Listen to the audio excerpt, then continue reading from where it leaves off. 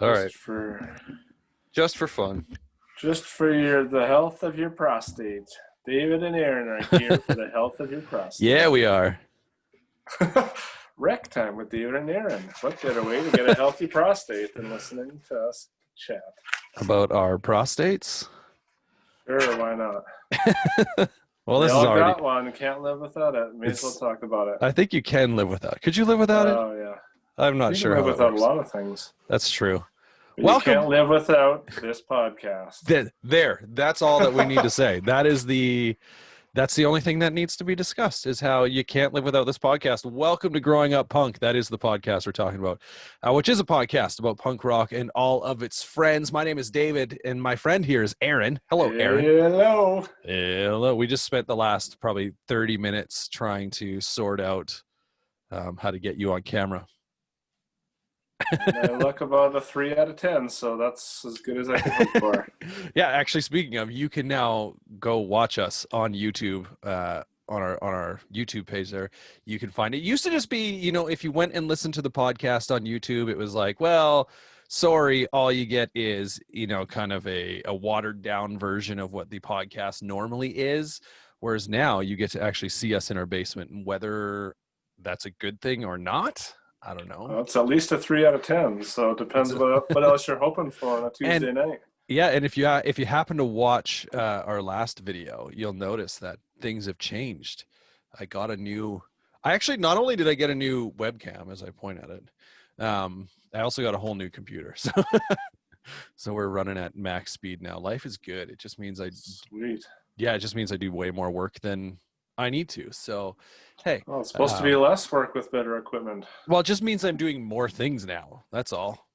That's the only thing that changes is now I'm like, oh, I could do this. I could do that. I could write this. I could write that. So anyway, it's awesome. right now. It's just like the new thing, where I'm like, oh, this is exciting. It's new. So I got to use it. And I just feel, motivated. So yeah, anyway, that's that. It's good to take advantage of those periods of life where you can do that. Yeah, you can see us now in all of our glory, and you can see Aaron doing his best impression of a Unabomber. Is that what I am? I don't know. You just, full hoodie, bearded man. Looks like you could be up to no good. Yeah. And by full hoodie, I mean your hood is up. But right. Anyway. Yeah, that's how I had it, and I put my headphones on, and I didn't really think about it. So you look comfortable. At least I got my Halloween costume picked out, I guess. Yeah, like I'm a little bit jealous at how comfortable you look right now. Yeah, that's actually kind of nice.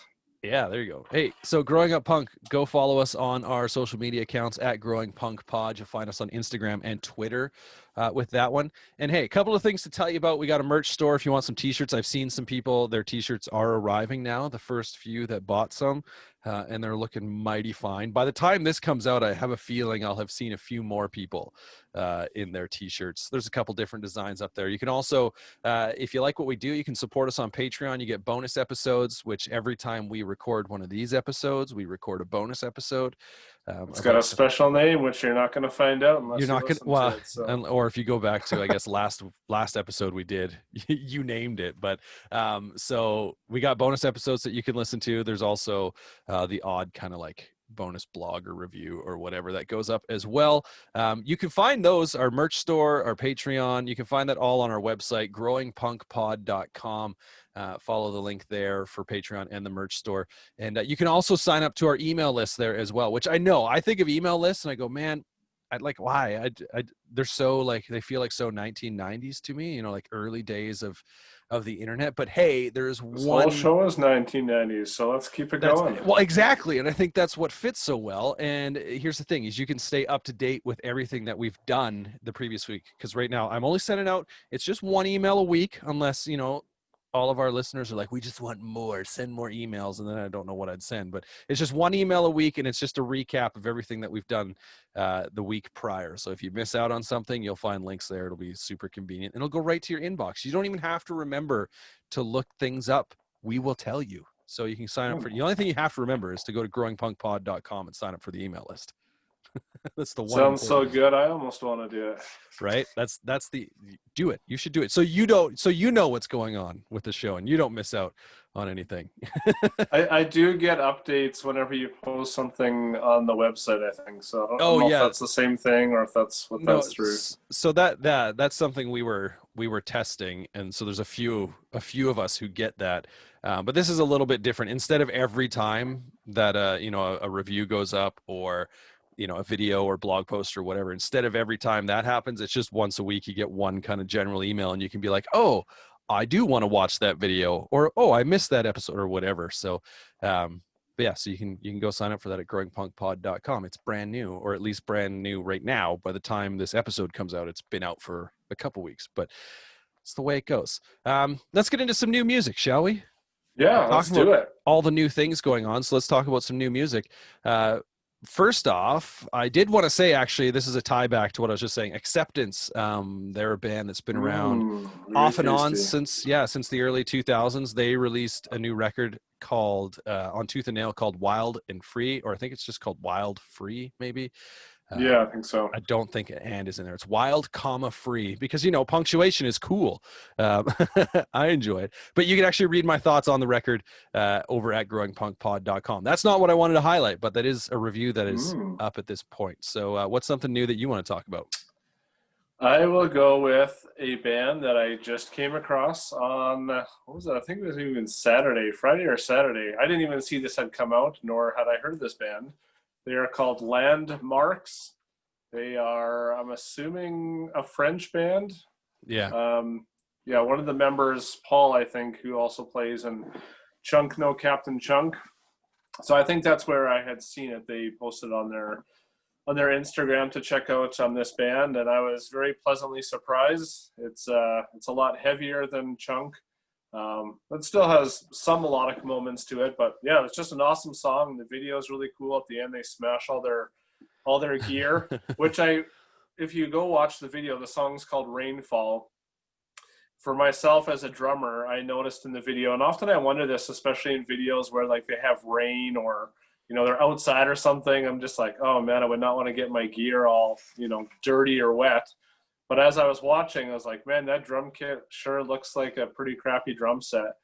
And like the cymbals are broken and kind of weird. And at the end, it's like, oh, that's why, because they're destroying it. They're just going to destroy it. Yeah. First off, I think the band name is actually Landmavericks.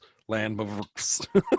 I don't like get Aardvarks, but Landmavericks because they flip the A in Marks to be a it's just V. the same Anyway, as Paris. yeah, it's kind of funny. Oh, I know what I was gonna say, because you mentioned like the crappy instruments or whatever. That reminded me of, I don't remember which song it was, but it's Tiny Moving Parts. They have a video where they're playing in a pool and like they're underwater playing, and I just remember hearing Dylan, the guitar player and singer of Tiny Moving Parts, sharing a story about how he literally just borrowed some friend's crappy guitar for the video. And I think, if I remember correctly, it happened to be like the same color, because he kind of is like notorious, or not notorious, but his kind of signature look is he plays like a teal Telecaster. And so I think the Okay. guitar, I can't remember if the guitar he's playing in the video is a teal Telecaster, but I'm pretty sure it's teal. So like it was kind of able to match up that way anyway. But it's kind of a funny video. But yeah, just grab some crappy gear, because you're gonna wreck it. You're gonna get into the Well, wall. the thing is, there's lots of bands that do videos like that where they use nice gear. So then it's like, well, is that ruined, or is it Yeah. just like the shell of the guitar, like there's no electronics in it or something? That's or possible. Or they just wrap it in saran wrap before they get just everything in the saran wrap, the whole just like, drum kit. it's just watertight. It's all good. Don't worry about it. We'll take the plastic wrap off afterwards. Yeah. No, that you sent me that video, and the first thing I noticed is, I like how at the beginning they're showing them filming, I guess, the original version of the video. Yeah. And their bass player, I think, or guitar player, one or the other, like blows his knee out, and then so they're like, well, we still got to shoot this video, so he spends it in a wheelchair, which is fantastic. Yeah. So that was a nice. Which sucks, but it adds to the fun factor of watching the video, because you can tell he just doesn't want to be in that chair. He just wants to thrash. He's supposed to flip out. Yeah. No, that's pretty great. The song that I wanted to mention is by a band called Tragic Hearts, and the song specifically is Samantha. Now it comes off their Daylight EP. I was trying to figure out if this just came out. I guess I could as I pull out my phone. Last time we did this, I dropped my phone and couldn't find it for a while. I have recovered my That's phone. awesome. I did want to say, hold on. I wanted to see if this just came out or if it's like it's from this year, but there were some things I was adding that, I was just kind of like coming across here and there, but I just want to see what the release date was. Yeah, so how did you find that? It just That's came what I'm on not Apple Music sure. or something, or? I'm not sure how I found it. It must have been because it wasn't this past week. Like it came out September 25th. And so that was the same day as like Slick Shoes, Rotation and Frequency, and Oh a yeah. bunch of stuff, right? And so I don't know that I added it then, or if I just came across the band on, or like their label that they're on, or whatever on Instagram, and they were sharing about it. And so I thought, oh, I want to check this out because I think it was probably led by another band. That anyway, the EP is called Daylight, and I really like it. Like I would best describe it as kind of like a mid-tempo pop punk band. Like they don't do anything that's really fast, but they're not overly like all the songs are full of energy. The first song might Yeah. actually, ironically or strangely enough, might be the slowest of the songs on the EP. It's 5 songs, I think. I do really like that song, but Samantha is a couple songs in. I think it's track 3. I think you maybe sent me, because you listened to this as well. I think you said this song specifically reminded you of Blink, Yeah. whereas I get like So Long Astoria, like Atari's vibes Okay. from that. Which I mean, they're all pop punk bands from the early 2000s, right? So there are bound to be some similarities, but Yeah. I've just found this EP kind of like snuck up on me as to like how good it is. Because it's kind of unassuming when you put it on, and even maybe the first time you listen to it, it might just be like, yeah, it's not bad, but it's nothing, you know, spectacular. But then when you get through the 5 songs, I've often found we're like, I actually kind of want to listen to that again. And so it's like, which is, one of the upsides of EPs is that it's a lot easier to leave someone wanting more by releasing Right. 5 songs versus 12 songs or whatever. But so yeah, it's a nice little EP. If you haven't heard it yet, Tragic Hearts, Daylight, I'd highly suggest you go and check it out. I don't think if you're listening to this show, I don't think you'll be disappointed. Yeah, I put it when you sent it. I was making or starting to prep supper, and so I put it on, and yeah, it was a nice way to get amped up to make some mashed potatoes. You know what I mean? They were the best mashed potatoes you've ever had. The best. What did you put? What were you eating? Besides, because I'm assuming you didn't just have a meal that was just mashed potatoes. Hey man, cheap diet or a cheap budget meal. That's fair. Yeah, I had some leftover roasted chicken. Yeah. And so I made some homemade gravy. It was very delicious. So 2 nights in a row, we're talking about food now. 2 nights in a row, we had the same meal, but it wasn't leftovers. It was just we enjoyed the meal. We enjoyed it so much the first time when Lindsay asked me, what should we have for supper tonight? I jokingly said the same thing. And she's like, yeah, no, I think we should. So we made crunch wraps, like the Taco Bell classic. Yeah. But like homemade. So it was just like, taco beef or whatever, ground beef with taco seasoning, the classic cheap go-to. And then we took like the hard taco shell kits and kind of like broke the hard shells in half, because I will say this, if you have the choice between a hard shell taco and a soft shell taco and you pick hard shell, I don't know that we can be friends. Yeah, a mix of both is definitely the best because I like both. Yeah. The hard ones just fall apart. They're not very fun to eat. No. You can put barely anything in there. But even sometimes if we have both, I'll just fill that up and then I'll take a soft one and just wrap it around that and eat it. Yeah. I mean, it's you're kind of just eating that extra wrap for nothing. But yeah, see, if I have the choice, I'm always hands down. Like if I'm at a restaurant and they're like hard or soft shell, soft every time. Like I won't even, like the only time I get hard shell tacos is if someone happened to buy one of those kits and was like, here we go.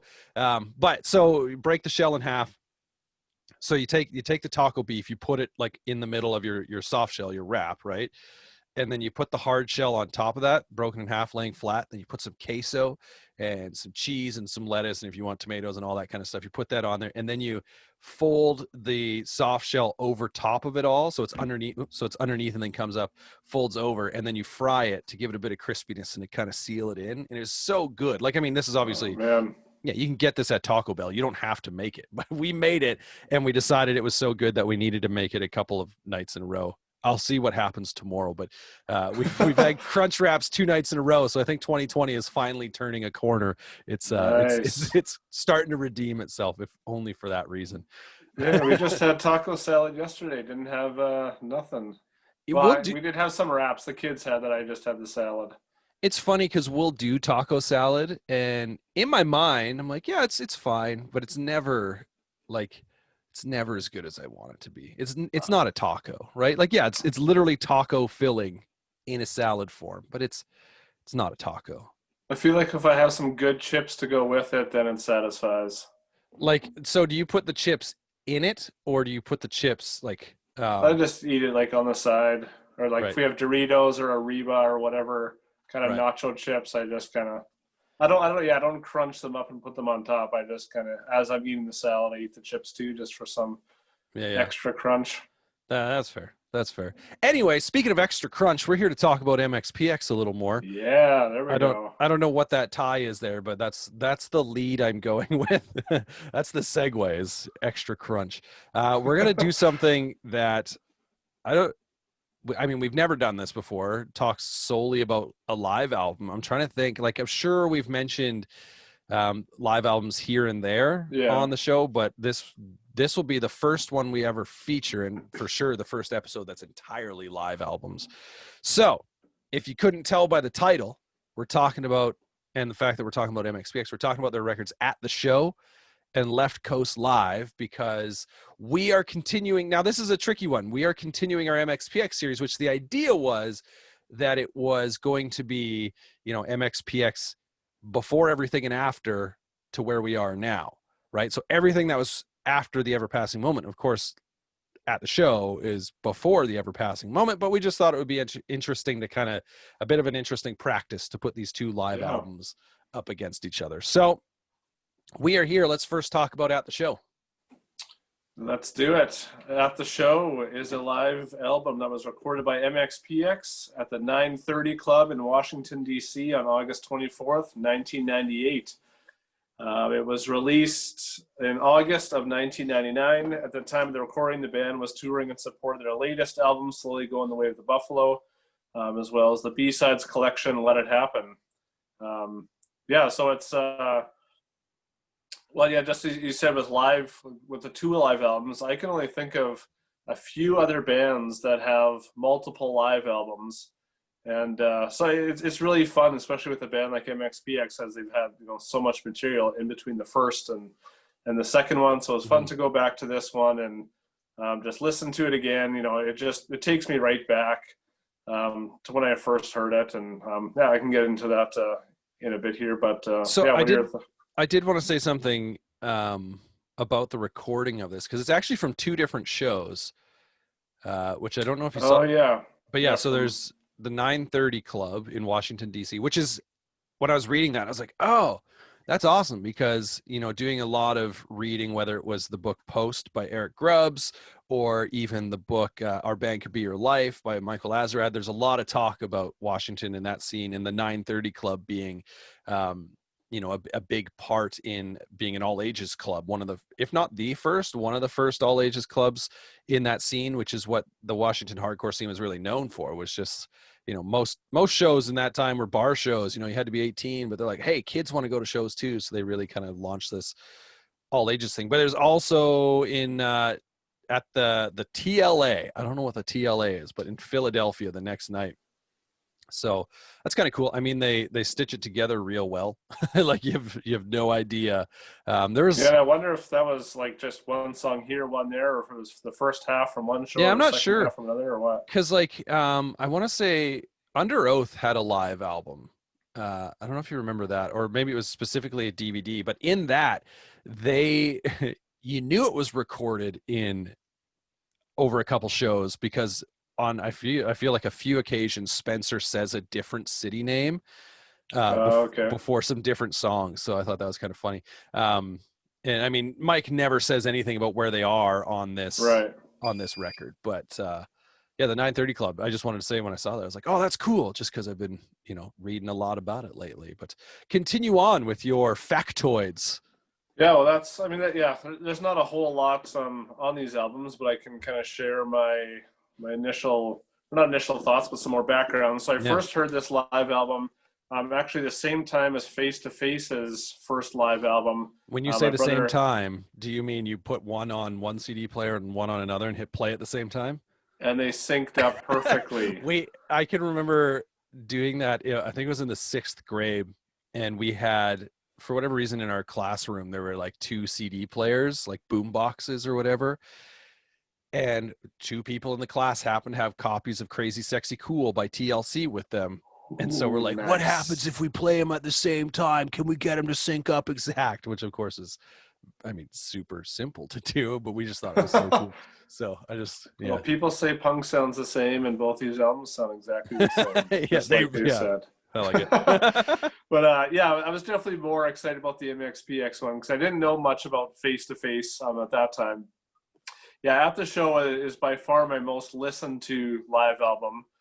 So I know it the most. It's probably the only live album where I know all the little kind of little things Mike says. It's almost a part of the album for me. As I was listening through it this week, you know, I just knew when he was going to say a little something before the song or whatever, Oh or yeah, just how okay, he okay. introduces the album. Yeah, And yeah, yeah, there's definitely no other live album. I mean, some don't have as much, and it's not. I mean, it's not banter by any means. It's just an introduction or something. But I don't yeah, know. I just kind of got a kick out of that, and so I can just hear it as soon as that song ends. I know what he's going to say because I've listened to it so many times. yeah, yeah.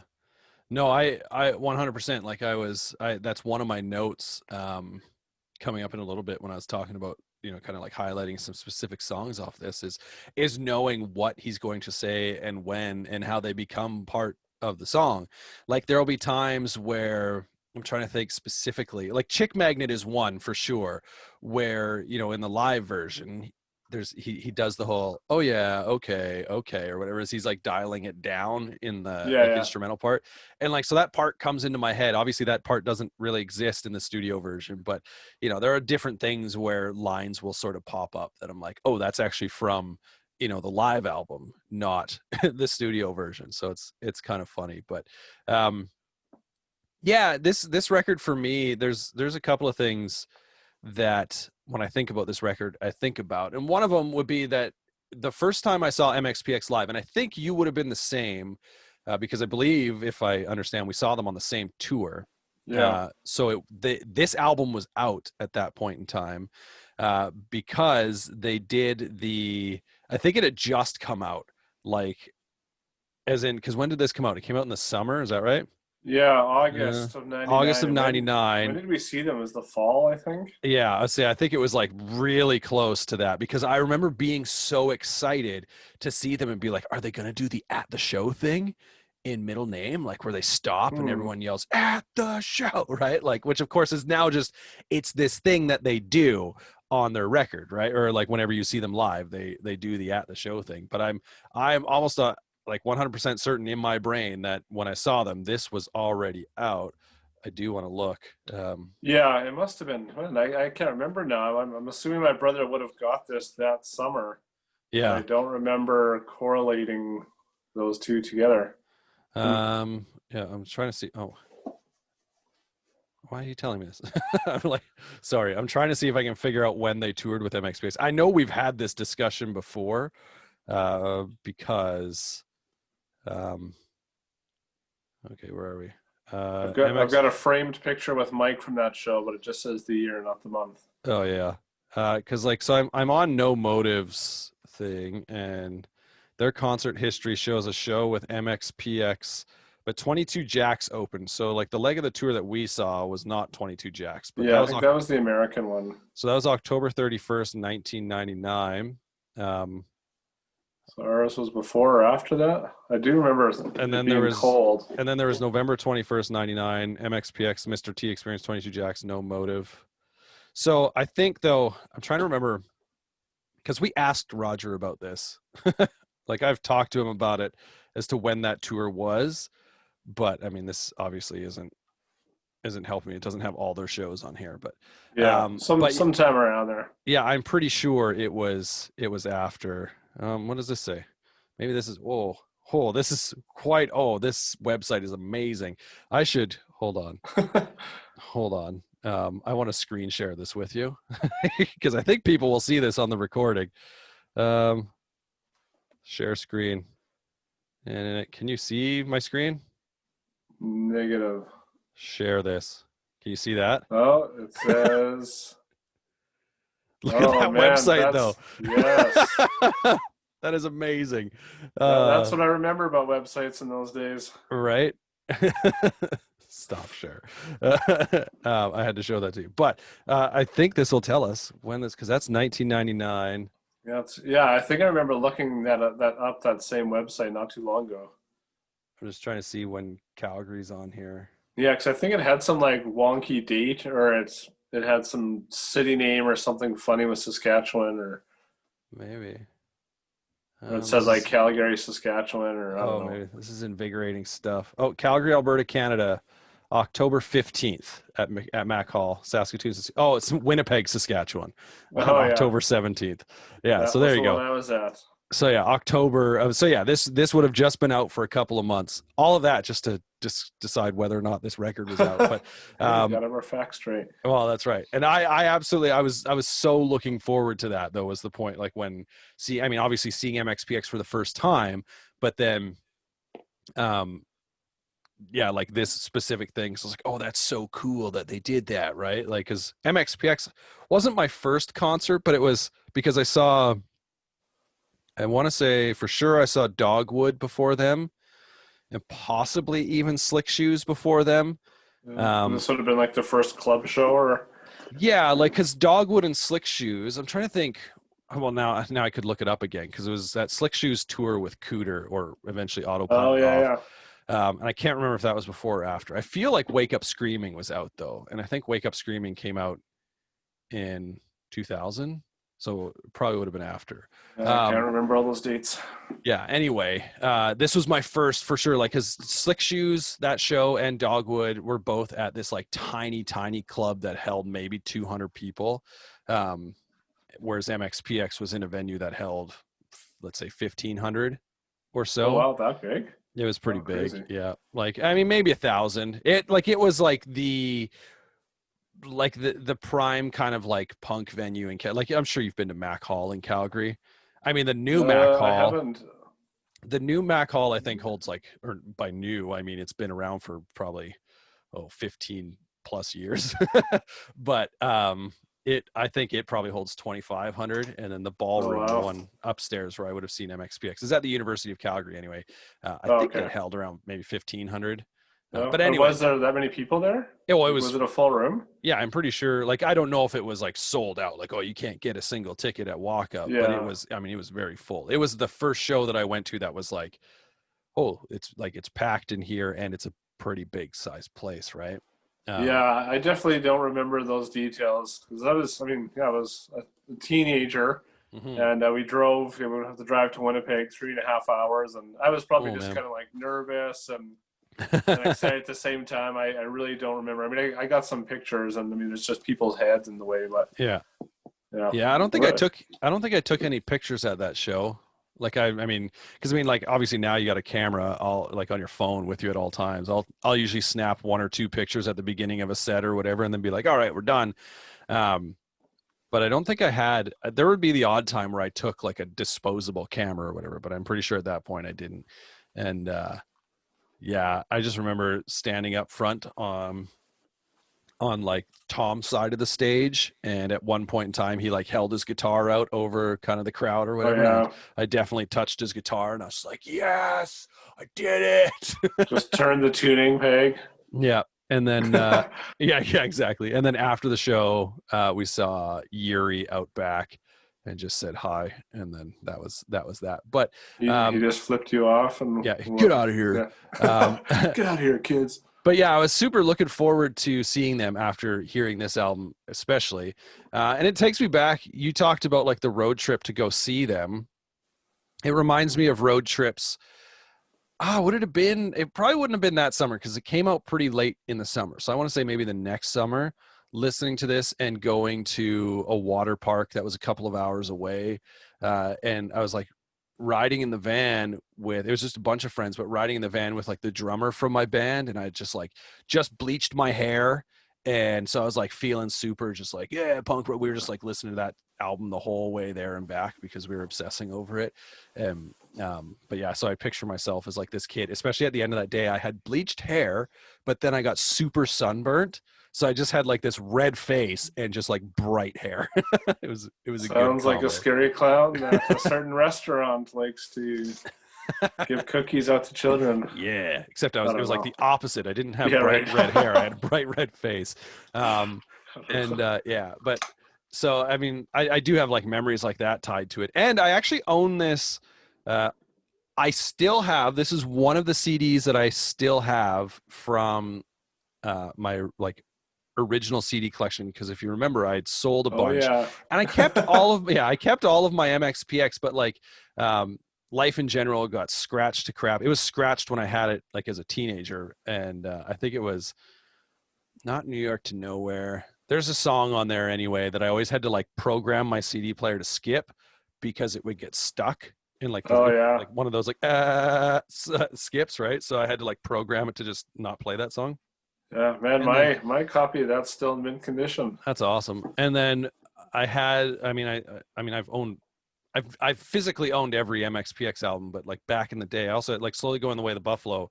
And I was like volunteering at a youth center, and I'd taken some CDs and I forgot it there, and so I never got it back. I've since replaced it, but like at the show alongside, what's it called, um, the Ever Passing Moment are like the only two that I own that are still playable that I haven't replaced.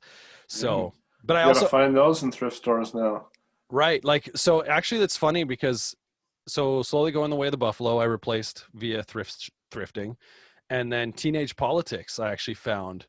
Oh, I nice. feel like I found Teenage Politics on more than one occasion now.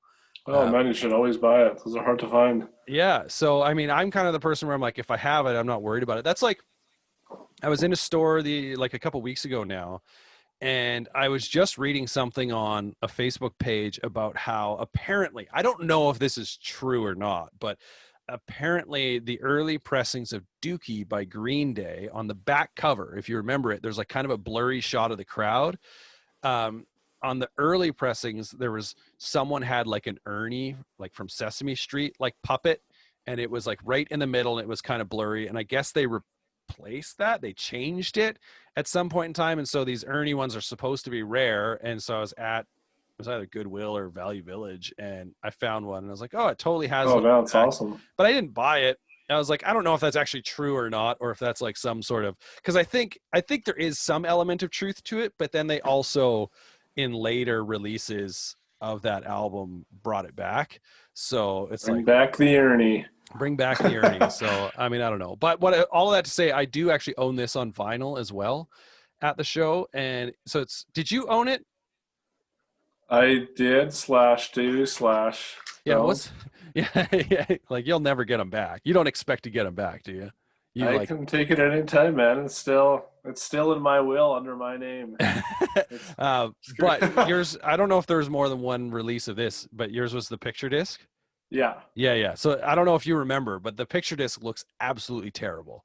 it's amazing. Like the Yeah, it's very weird. side A looks fine because it's just like a Pokinatcha like his head, Right. right? And it's like, I think like as far as resolution is concerned, they blew it up a little bit too big. It does look a little fuzzy, but side B just looks terrible. There's Um, live pictures on it and song and names. and they're just like thrown there, and like there's an MXPX logo on there that I don't know if it's ever been used as an official MXPX logo anywhere. Like it feels very like bootleg.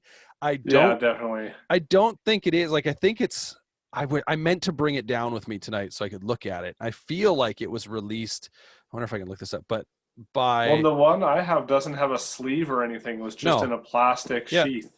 Yeah, no, and that's somewhat typical for Oh, okay. picture disc because you want to be able to see it, right? Like, Yeah, yeah. um, let's see, MXPX at the show picture disc. I wonder Uh, what those run for on Discogs.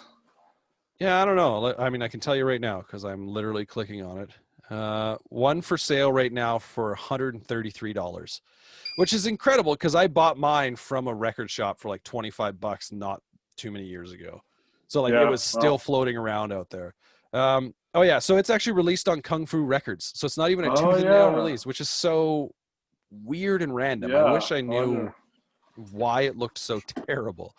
Or why it was on a different label, or maybe back then like Tooth and Nail wasn't doing much vinyl, and so they're just like, yeah, go ahead, do it on something else, or yeah, who knows? Yeah, because like I mean the which is interesting too. Like, was it only tooth and nail, or did I thought like A&M didn't have a hand in pressing this, like in releasing it? I can't imagine they would have. Then, Well, because they were on A&M by that point.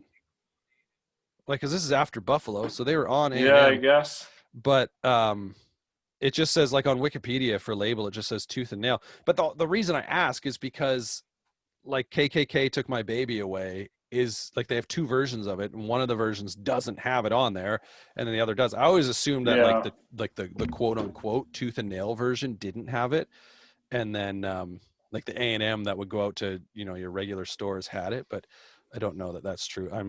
yeah, I do like that song.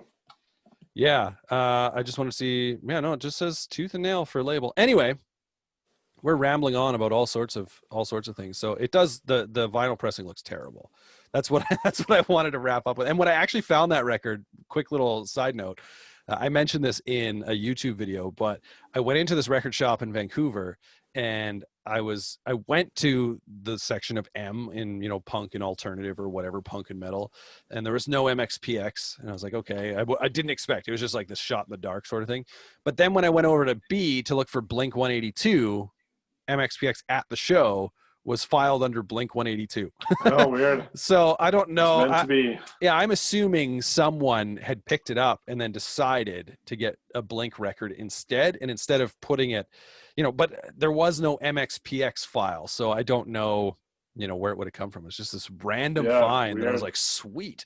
Like it ended up being pretty awesome. But so I actually took some notes on a few songs. I don't know if you wrote down any, because I know we were discussing and being like, well, how do we approach this? Because this is very different than what we do. But did you Yeah, have any songs that you wanted to highlight that you can go through? And then if I have notes, I'll say them. And then if I've got extras, I'll go through those sort of thing. I don't. How about this? I'll share some other thoughts on the album. Mhm. I don't have on specific songs, but one of the parts that I liked about this album is that it had a bunch of songs that I don't think at that time I had heard yet, because I don't think I got Pokin' At Ya.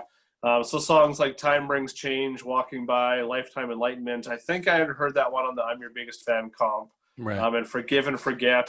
And so I just remember thinking like, oh, where are these songs from? I don't think any of those were on Let It Happen. Did you But have, yeah, just but you did have Let It Happen at that point?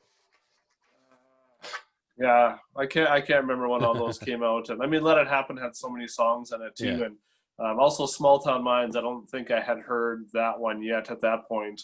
So, because I think Um, that was on Let It Happen, Small Town Minds. yeah, So, right. Yeah, so maybe maybe I you didn't didn't have have it Let by It then, Happen because until the next summer. right, that's fair. Yeah, because I remember finding that at the mall in Winnipeg. But Let It yeah, Happen, as a side tangent, is such a surprisingly good record for the fact that it's all, for the most part anyways, like B-sides and rarities oh sort of yeah, I thing. love it. Like obviously they have a couple of the Life in General sort of like thrown away tracks towards the end, but like, and for 32 songs and how long it is, like Yeah, and it's the still, artwork was amazing. It had a bunch of live pictures in it. I mean, oh, I wish I yeah, had the such a CD book good. still, but Oh yeah. man, I might actually have two of those. Say they re-released it later on. I think I have both, Yeah, but they've had so, um, yeah. yeah, but yeah, because of their shorter discography at this time, they obviously had less to draw on or less full length. So I wonder if they just kind of used material from the B sides column, 7 inches like that to throw in there, and I just thought that was a cool because I mean you would never get that now Right. on a live album or like very rarely, right? Because it's all the kind of hits and the crowd favorites. You wouldn't put just these kind of random songs on there. So that, to me, that makes the album stand out, and just has songs. Every time those songs come on, it's like, oh man, like I never really go and listen to those songs otherwise besides that. And so Yeah. yeah, it also had a lot more. I mean, like most of those songs I just mentioned are more on the kind of hardcore side of things, or the darker side. Whereas I think Left Coast Live only had one track like that on there, and so that's also cool. When I listen to At the Show, there's a lot more mix of, you know, the kind of more classic melodic songs, but also the fast, you know, fist versus tack kind of songs. Yeah. Yeah. It is for sure the more raw of the two records, whether that's production wise or even just like song selection, right? But Yeah, so I always thought it was interesting. So, for instance, the song Dolores being on here, because like Teenage Politics, that's a secret track on Teenage Politics, right? yeah, It's so yeah. it's Another this, one of those. yeah, weird pick. And couple that with the fact that that song and Punk Rock Show are the only two from Teenage Politics on the live album is kind of Yeah, surprising a little bit. And I don't know why, you know, that was the decision that was made. But I mean, obviously, when this album was recorded, they were touring, slowly going the way of the Buffalo, and they were also playing songs off of Let It Happen because those were kind of their two latest releases. And obviously, Life in General is big. But I feel like if we look at this, that Pokin' At Ya got more songs than, maybe I'm wrong though. Maybe it just feels that way because they have a bunch of older ones. One, two. No, Pokin' At Ya, I think only has two songs. So maybe I'm over. No, there's three. I found three. There's at least three. But it does kind of surprise me a little bit that Teenage Politics isn't featured. You know, even just one more song, I suppose. yeah. Maybe they were just kind of over that, or didn't like the songs enough. And but I mean, Maybe which Teenage Politics. There's a lot of songs. There's not a. I mean, besides the Punk Rock Show, like, I mean, it's a great album, but it doesn't have the same kind of standout singles as their kind of later albums did. Maybe. trying to find it. Oh yeah, there we go. Yeah, so yeah, I mean that's fair. Teenage Politics probably just always holds a special place for me because it was the first MXPX record for me. Mm, And so a lot of those songs that are probably not as good, I still yeah, well, even the song Teenage Politics. like that was the one, right? That's and Yeah, I don't yeah, know, like I can kind of see, I guess, maybe why they didn't play that song. Maybe they're like, we're not teenagers anymore. Like it feels a little too on the nose to play that song. right. But who knows? But the and maybe the inclusion of Dolores was on there because, you know, the whole "My girl hates the IRA," like it just sounds a little more like a mainstream kind of like punk song versus being Right. like this little Christian punk band type thing. Yeah. Which, yeah, I mean they obviously have some songs on here that still are very like because they Want Ad is on this album if I remember right, which Yeah, I think which I mean, so. yeah, I Want to add track 15, which I mean, on that song, he for sure, he has I want a girl who talks to Jesus all day long. Like there's some Yeah. very upfront lyrics on there too, but I don't know. Maybe they just like, who knows? Who knows that choice? But I mean, we talked about KKK Took My Baby Away. It might be the only version of this song I actually know.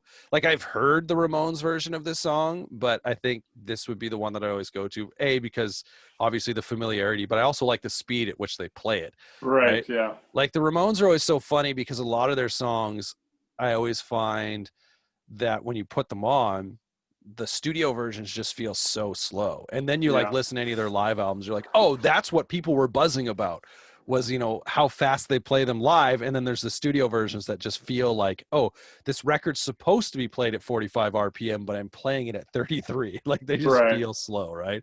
Yeah.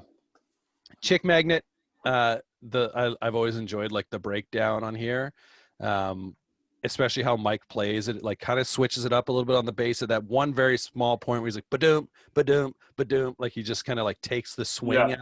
out of the bass line a little bit.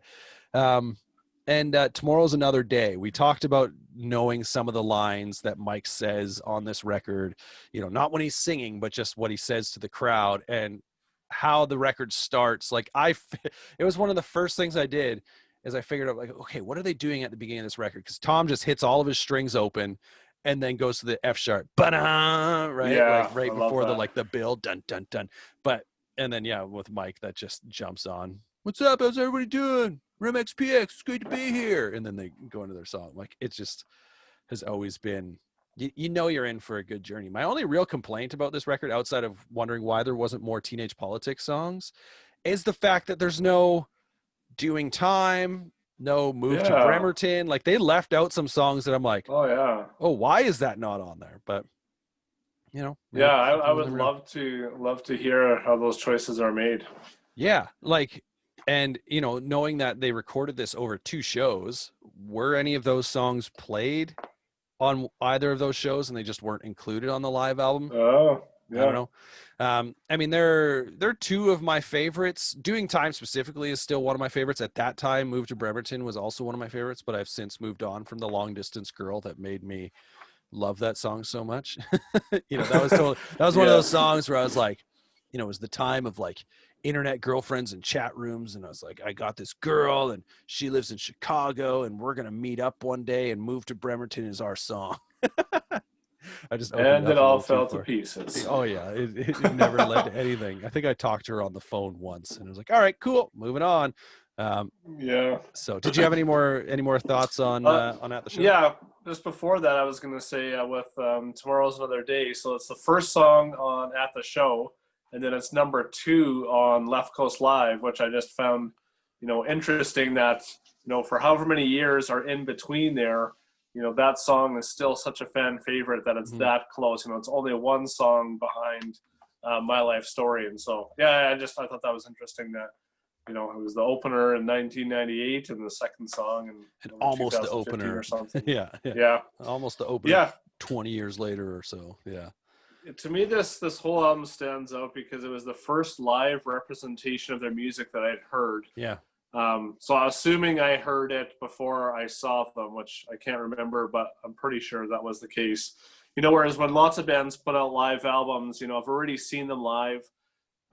Whereas this, the songs just kind of mean a bit more to me. And so I was curious to hear, like, does a live album impact you differently before or after seeing a band? Hmm. Yeah.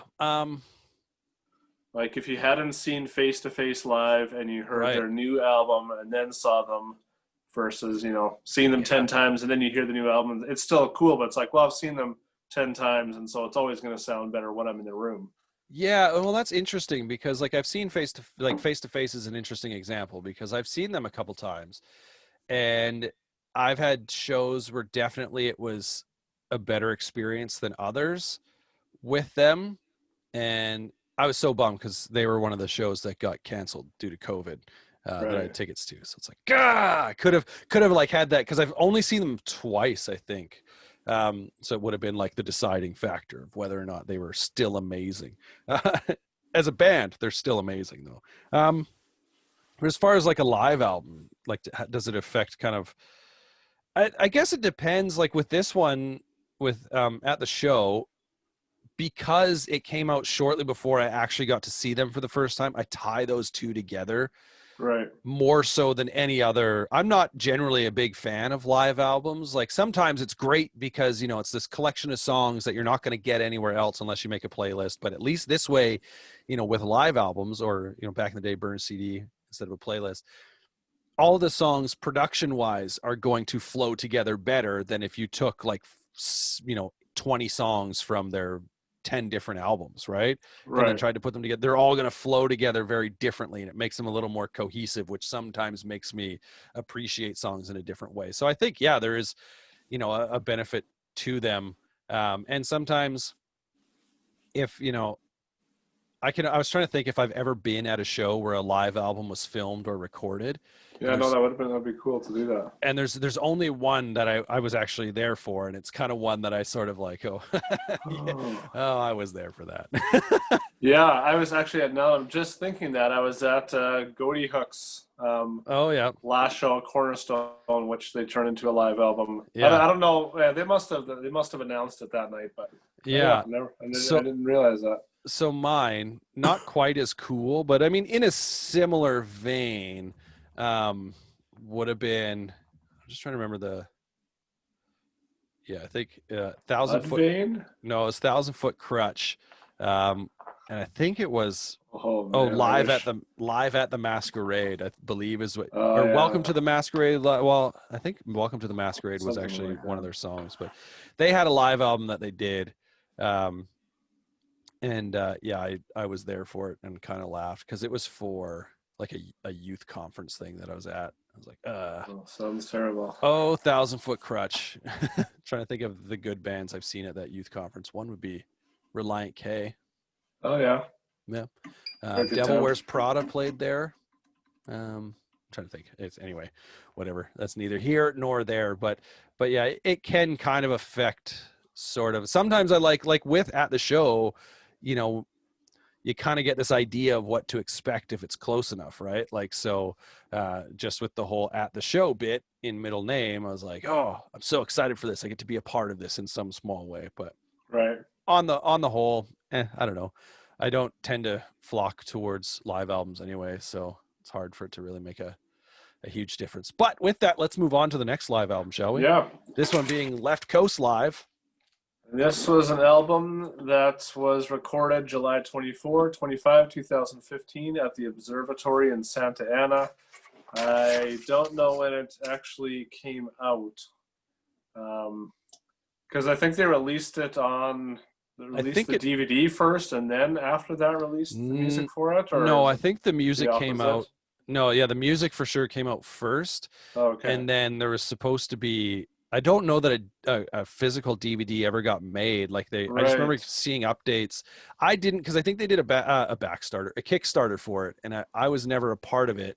But I remember seeing like some of the updates, and I think uh, the DVD just kept being this thing where oh it's in we're working on it, it's in post, Right. it's in blah blah Yeah. blah, and then finally I think they just I don't know when it was that they just decided to release it. Like if they sent they must have sent like a digital download out first to the people who actually backed it, but then eventually they officially released it on YouTube. But the video, the DVD, like the live footage came, I want to say quite some time after the actual album came out. Yeah. Yeah. So this one, some kind of some random thoughts on it. I don't know if I don't really remember. I mean, I'm sure I listened to it right when it came out, but as I was re-listening to it last week, I don't. Yeah, I loved it, and I don't remember the last time I listened to it full. I think. I mean, I've definitely watched the like the DVD or it's on YouTube or whatever, and and usually with that, I just kind of watch it in pieces. And so this time I had the whole thing on, and yeah, it was awesome. It just took me back to seeing them live, and just made me wish I could see them live again. Um, Yeah. yeah, Yeah, I'm so like that. My first note on this album is I love that it's on YouTube in its entirety, and it's not like on there in clips either. Like it's the full right. show, Yeah, which is nice, and it looks good, it sounds good. Because that's the one thing we didn't mention with at the show is there is some live footage out there. All the live concert footage on the VHS It Came from Bremerton right. is, Yeah, yeah, as far as I can tell, I don't know. I didn't actually look this up, so I could be wrong, but I'm like 99.9% sure that it's from one or both of those shows that at the show was recorded at. Um, so I did kind of cycle through some of that because it came from Bremerton. Someone was kind enough to upload a very raw upload of the VHS, yeah. complete with like frame jumping and stuff. It's pretty great. But I would say this record is obviously a more complete collection of Definitely. MXPX, but at the same point, like it's how long has it, they have so many more albums that came out after at the show, and some big ones. Um, like looking specifically at the Ever Passing Moment, like Yeah. that was obviously a big record for them, and so you get to hear some of those songs on this album, and it's continuing proof for me that MXPX has always been a great band, live and on in studio sort of thing. And there have been some bands over the years that I've really liked that when I got to see them live I was like, ooh, that wasn't Yeah. very good, or Yeah.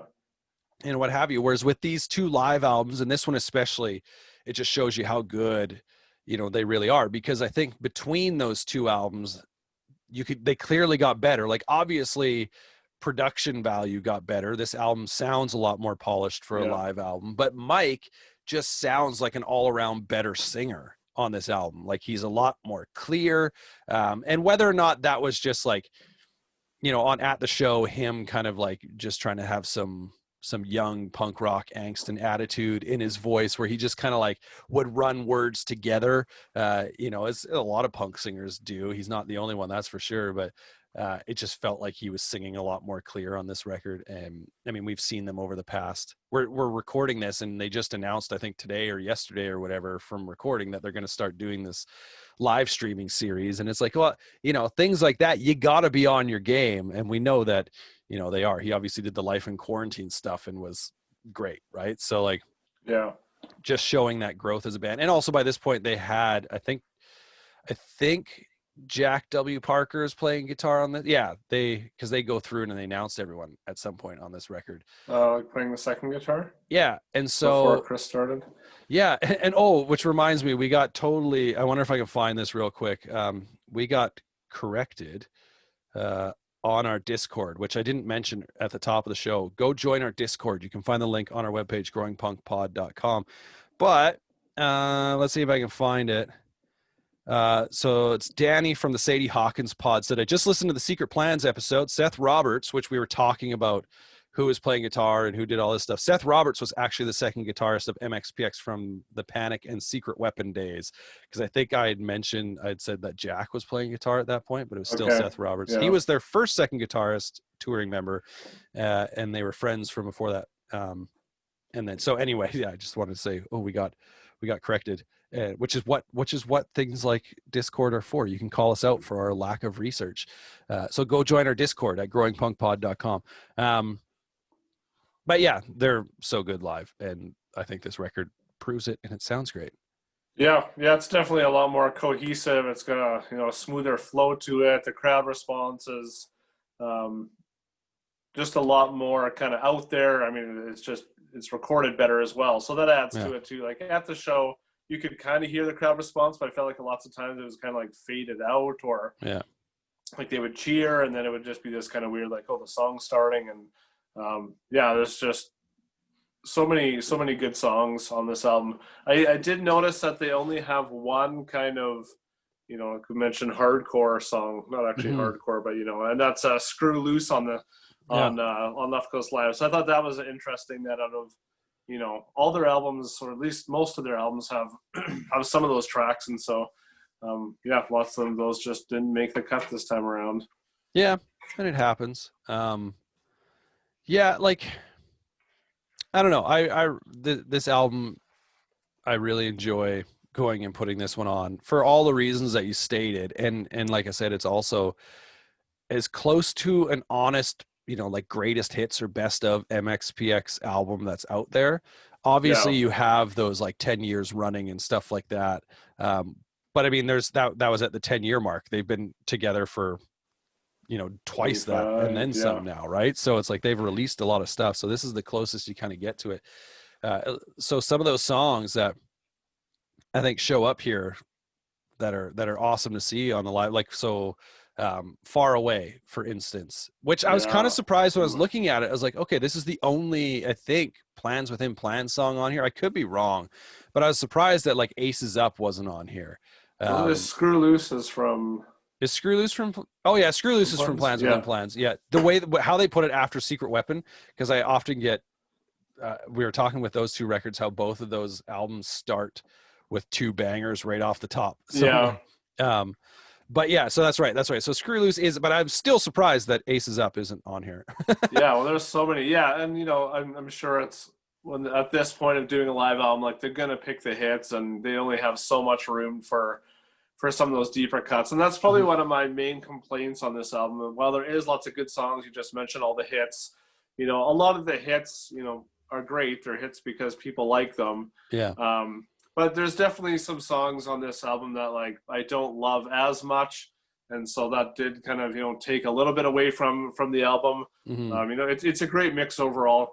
Like I said, it's really hard for them to pick the 22 songs or whatever when they have hundreds at this point to choose from. Right. But yeah, there was a few moments where it's like, okay, like Quit My Life, and there was a few where it's like it was the same when they played those songs when we saw them live. Like, they're fine songs, but that's kind of the point where it's like, oh, this isn't really my favorite MXPX. I'd rather just hear like, I don't know, Yeah. like just a cool deep cut, just like a fast song, or Yeah. I know they want to mix it up a bit, and some people love those, so that's cool You too. can you can definitely tell on this record, I feel like, when they got into the encore. Like, because Right. I'm pretty sure their encore always starts with "Quit Your Life," right? Like, because he just comes out with the acoustic guitar and Yeah, plays yeah, it. that's right. Something interesting about this record, though, similar to At the Show, is that, so At the Show had the one version that didn't have KKK Took My Baby Away on it, just like Left Coast Live has the digital streaming version, which doesn't have Should I Stay or Should I Go on it. So Oh, the I missed so that.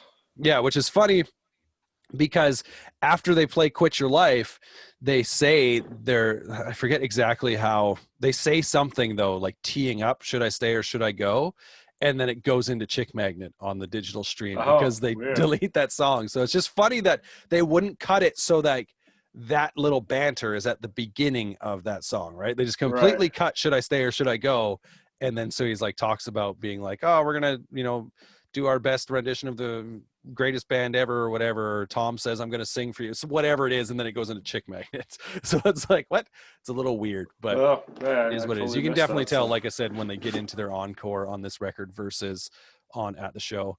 But yeah, Far Away is just this version I think is really good too. It's, yeah, it I think, sounds amazing. one of MXPX's best songs, like, period, and this Yeah. live version is like spot on with that. Heard That Sound. It's, I mean, Man, you're picking all my songs. I like it. well, that's fine. It has to be the highlight of the album, though, doesn't it?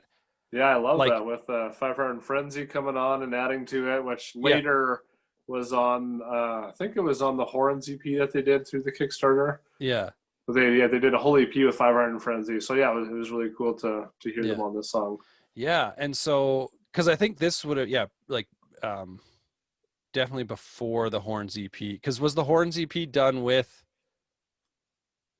the self-titled record? Like, was it a Kickstarter bonus for Yeah, that? Yeah. yeah, I think yeah. So, but anyway, it's funny because it took me a while to realize, because at the beginning of this song, before they play the song, Mike's like, you're awfully quiet and polite. I want rude and loud. Where's that Southern California attitude or whatever? And then Tom says, hey, she's a lady. Don't give attitude to her. Which Mike then says, yeah, actually, she'll probably give it back better than we can. And then it took me forever to realize that they were actually talking about Jeff, the girl, right there. And then because like Yeah, all of a sudden I had to click, I was like, oh wait, this goes into Heard That Sound now. And then, but when the horns come in on that song, it's funny because like that song for me is it's kind of a mediocre song, like in general. I'm like, it's right. fine. It's not one of my favorites. Like, it's catchy. I get it if people like it, but it's just sort of one of those ones where I'm like, it also comes from the era of MXPX where I was kind of least interested. And so to hear it and then add the horns, Yeah, it I was just definitely like, has a punch. yeah, I actually get chills almost every time. The only thing that I kind of complain about is that there's not enough horns on it. Like, they don't utilize them enough, Mm, I feel, but I don't know what else you do. They just play that lead riff basically, right? So, right. but it is pretty great anyway. Yeah. Secret Weapon was one that I really like, the live version of this song as well. I feel like that's the song slams anyways. And I just think like the live version, Yeah, really definitely drives has. that home. Um, and then Cold and All Alone. This is one that I told you is like, oh, you got to ask when you interview Steve Kravac, you have to ask him about this. And then Oh, you let me well, down. But they actually say at the beginning of this song, Mike says, this song goes out to Steve Kravac. We recorded this album with him. He went a little crazy while recording this album. We did too, but we're back or oh, whatever. And I'm like, what is he referring to there? Is it just like, like Steve just got like hyper focused on that album and was just like going nuts on it? Like, no, it's not good enough. We got to fine tune it more and more and more, or what? Or if there was like, there's like this sort of, mystery there that I'm like, what is he talking about? And we had the yeah. opportunity. And I'm just so I figures, assuming I mean, Steve's the kind of producer just to kick Ben's butt, so it was probably just lots of back and forth and doing it maybe, yeah. again, and maybe just, yeah, who knows? Yeah, because if I remember from your interview, Steve said with this record, the band actually came in with their songs basically done. like ready to go and worked out. But so who knows? But anyway, Yeah. that part is interesting to me. And then they do like a slew of songs, all from Life in General. Middle Name, My Mom Still Cleans My Room, New York to Nowhere, and Doing Time. The couple times I've seen them live now since this record, I noticed they don't necessarily play them straight back to back on here, but the way they kind of tee it up, it reminds me of the couple times I've seen them since, where they play this slew of songs like in the middle of their set, where they just like hammer through them. And Doing Time is one of them. And I think New York to Nowhere is too, for sure. But where it's just like I have to make sure I'm in the pit for that part of the Oh set. yeah, Like those are the last time I best. saw them, I was up front for the whole time, so I didn't really have a choice. But there was another time where I went with some friends and we kind of stood off to the side a little bit. And then I was like, sorry guys, hold my stuff. I got to go. And so I went down and got in the pit. And it was like through this set of songs, and it was just like, with Doing Time being one of my favorites, I was like, yeah, Oh yeah, even as a grown man, I'm still here for this. yeah. Those are the ones you want to be right up front for. That's Oh for man, sure. for sure. Did you have any other songs you wanted to kind of touch on, or like live versions of some songs that you loved? Well, I just wanted to kind of so there's two for 7 songs that are on both albums, Right. and so I was curious if any of them stood out from the one. So it was Chick Magnet, I'm Okay, You're Okay, Punk Rock Show, which closes out both Mhm. albums. Yeah. Party My House, Be There, Tomorrow's Another Day, Cold and All Alone, and Middle Name. Right. Um, yeah, I was listening through both. I was trying to go back and forth and be like, oh, like, does this one stand out more than the other? I mean, they've been playing these songs for another 15 years more, and Yeah. I don't know. I mean, those are all great songs. They sounded good in 1998, and they sounded great in 2015, and so yeah, it was cool going back because I don't know if like if I'm trying to think of the Face to Face albums or if there's any other bands that have done more than one live album. Like how many songs do they repeat, Yeah. or how many songs do they have worth repeating or that are that big? But I think on Face to Face, I think there's one song that's on both. I think Disconnected maybe is on okay, I was gonna both, say but yeah, that's one thing I actually really appreciate between those two live albums is they're basically entirely different. yeah, Whereas yeah, with this record, there is a lot of crossover. And I don't know if I could pinpoint which ones I like more. I will say this, like with Chick Magnet, I don't remember on Left Coast Live if he does, maybe he does the little breakdown thing, like the ba-dum, ba-dum, ba-dum, like he might do that. I can't right. remember, but I mean, I really remember that from from at the show. And then I'm Okay, You're Okay. I feel like now I have to think like on the at the show version, like on Left Coast Live, I feel like they play the Cooties version of the song, like with the extended outro, like the Uh, instrumental guitar. And maybe that's because now they have a second guitar player at this point, so they can do. Because I don't right. think they do it. I think they just do the slowly going the way of the buffalo, like normal, Yeah. way they were doing it at that time. But I feel like I know when I've seen them live since like the last couple times they play I'm Okay, You're Okay with like that extended instrumental outro sort of thing. So I'm thinking they did it on here. I just can't remember off the top of my head because I didn't make a note of it. But I did mean to go and listen to the songs back and forth, like the versions, and see which ones stood out. I was just assuming that all of the Left Coast Live ones were going to stand out because they were just going to sound cleaner. Yeah, yeah, and they do. I mean, yeah, they're just. I mean, we've heard those songs so many times that Yeah. it was even kind of hard to pinpoint like Yeah. what was which. So Yeah. Like I, in prep for this, at the show, the only way I listened to it was on vinyl. So going back and forth would have been a little bit annoying to like yeah, listen put the to. needle there, not Yeah, there, not hold there, on not and there. lift the needle because now I got to listen to it on. Yeah, exactly. Right. So, Yeah, because um, it's not on at the show's not on no, it's streaming. not on streaming services. Yeah, And yeah, but I mean, whatever. I'm sure I didn't look for it on YouTube. I'm sure it's on YouTube though. So I could have done yeah, it it could that be. way. But I mean, to kind of wrap it up, it was a fun little experiment though to listen to Yeah, these for two sure. records because you get to see the growth of this band, which I mean, we've obviously heard it over the years on their records, right? But like to actually see performing wise, how they're doing. And it also feels a little bit weird because I feel like we've seen so much of it lately in varying ways, whether like obviously the quarantine life in quarantine stuff was different because it's just him on acoustic. But we've seen some like I feel like we've seen some live studio sort of, or like not studio, but like practice space sort of stuff that they've released. Right. I'm trying to think if any of those have been like actually mixed and mastered, or if it's just been like Yeah, they camera usually sound mics. pretty trashy. Yeah, so I mean that's the one thing I'm looking forward to with this live stream stuff that they're going to do is obviously it's going to sound I as hope good as it so. can. I hope. Yeah, I hope it's not just They, like an iPhone on like a like a cell phone tripod just set up in the corner.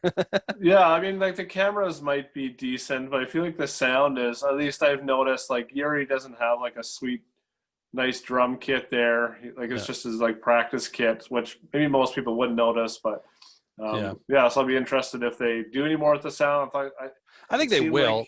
Like if they're this is my thing. If they're selling tickets sort of for this, like it's gonna be more of a production than if they're just like, hey, look, this is us playing Responsibility in our jam space, right? Like, yeah, see, I kind of took that from there. It's like, hey, come and basically get a bird's eye view from us yeah, playing through stuff in our jam space. Like I don't know how yeah, they would. and I mean maybe, but again, like I feel like I don't think it's going to be. I didn't watch it, but I've seen clips. I think I saw one. They released one video, but it's not going to be a setup like the Newfound Glory self-titled live stream where it was like a full stage show setup sort of thing. Yeah, But I feel like, and maybe I'll be wrong, maybe they'll prove me wrong, but I feel like they will at least like mic things up and get some kind of decent sound out of it. But who knows? There was also, I don't know if you caught it, if you saw the video, but there was a clip of what appears to be a new song playing at the end of it. yeah. I was um, wondering what that was. just kind of a live rough demo version, it sounded like. But anyway, we're getting off track because we're talking about At the Show and Left Coast Live. But I guess we were talking about how just showing their kind of like growth as a band. And it's also, like I said, it shows the quality of their library, I think, with Left Coast Live and just how much more full it sounds and like that album is. And it's interesting to see them at those different points. Um, and I mean, At the Show is great because it's them basically at their peak or like right on the verge of their peak. And it's so raw and still so good. Yeah, Like to think back and go like, oh man, like that record came out like, so that's 1999. So like we're talking had, now I'm curious. yeah. It definitely sounds better than you would expect for a live album from that time. Like Well, it still holds up pretty well, I find. so at that point, like it was recorded almost a full year before Enema of the State came out. And that live album came out just a couple months after Enema of the State. So we're talking that record came out At the Show like as the pop punk thing was just getting started, right? Yeah, And so I mean they were obviously more raw with some of their songs and influences than like Blink 182 and stuff like that. yeah, But it's just interesting to see like that was like really at the kickstart of just like how big it would get. It's so weird to think back on. Like we were on the cusp kind of something there, right? Like yeah, yeah. so We it's didn't kind even know it. no, it's kind of cool to look back on that. But yeah, and I mean Left Coast Live, they've tightened that up. They sound a lot cleaner, like I said. And it features some of those great songs that weren't on At the Show, plus some newer ones. It's I don't know, it's kind of neat. But Yeah, yeah. I No, do have they both have a lot to offer. one question though out of all of this. Still no move to Bremerton.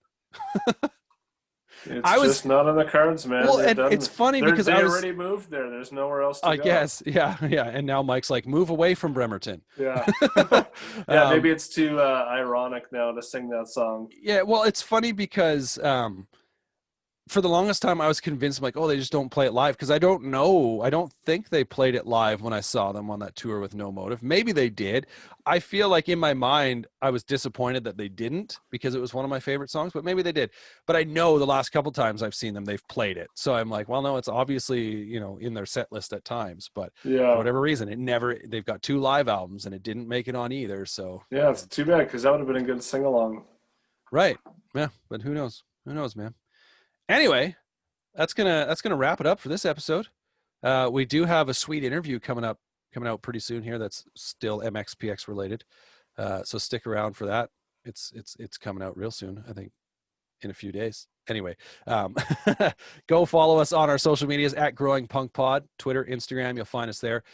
You can subscribe to the podcast on any and all of your favorite podcast apps, including YouTube, where, as we mentioned earlier, you can now see us as I wave. Anyway. Well, there we go. Now Aaron's waving. But yeah. Quit your life and stay with me. At Growing Punk Pod. We've also got merch. You got some t-shirts. You can find us riding a horse on a t-shirt together. Ooh, sounds spicy. Or some other t-shirts. You can join our Patreon. $5 a month gets you bonus episodes, bonus content. All of that can be found at our website, growingpunkpod.com. And while you're there, sign up for our mailing list so you never miss another episode or review or video, or, we got all sorts of stuff coming out. So yeah.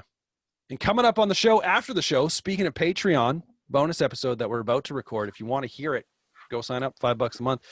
We're going to discuss some of our favorite live albums. We figured, why not? We just did an episode on MXPX live albums, so why not dive into some of those other live albums that we've grown to love over the years? But you got to subscribe to Patreon at $5 a month to get it. So head on over, do that, and then come listen to us talk about our favorite live albums. Okay? With that, Sounds good. goodbye. Bye.